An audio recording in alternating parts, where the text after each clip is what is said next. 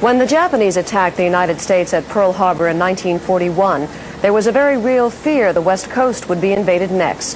That terror led to the imprisonment of Japanese Americans. This evening, Len Clements continues a special report. Len? Elise, the government said that these people might possibly be disloyal and had to be locked up.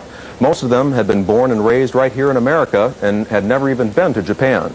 Last night, we saw how many of them volunteered from the camps to join the U.S. Army and to prove their loyalty. Tonight, we'll meet some people who responded in the exact opposite way by renouncing their American citizenship. Until you face the issue of citizenship, it's something we take for granted, I think. And yet when it's faced like this, my God. Morgan Yamanaka was born and raised in San Francisco. Today, he's a social science professor at San Francisco State University. During World War II, he spent 4 years as a prisoner of the United States government, held without charge, other than being of Japanese ancestry.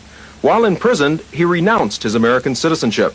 Historically and practically, it's very difficult to renounce one's citizenship.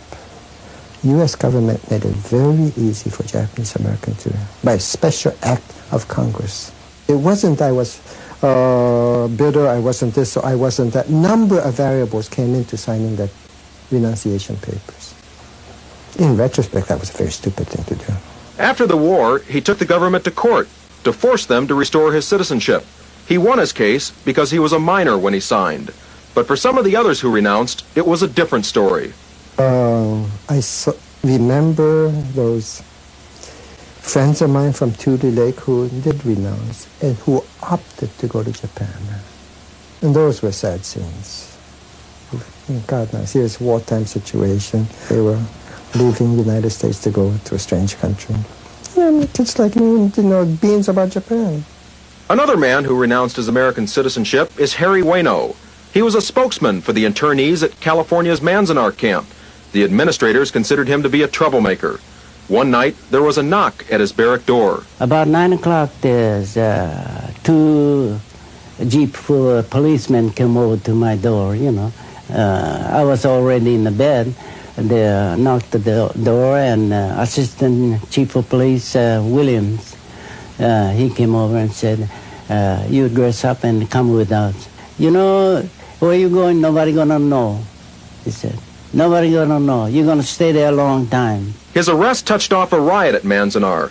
When the dust settled, 10 internees had been shot. 2 of them were dead. Harry Ueno was brought here to a remote spot on the Navajo reservation called Loop. There's nothing left of it now, but at the time, this was perhaps the strangest camp of them all.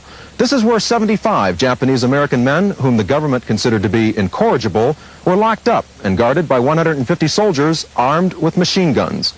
I think this was the basis of their incorrigibility, was the fact that they'd been reared in American schools and they knew what democracy was, and all of a sudden everything they'd ever heard about democracy was yanked out from under them, and here they were, no freedom.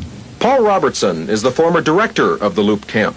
There was one young fella from Utah, I believe he was from Utah, that had been sent down there in a blacked out truck, and I understand, with a ball on chain on his feet.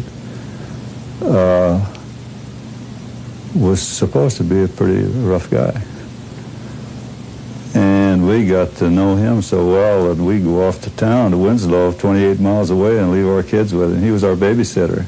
There was so much propaganda against the Japanese people on the Pacific coast at the time this thing happened.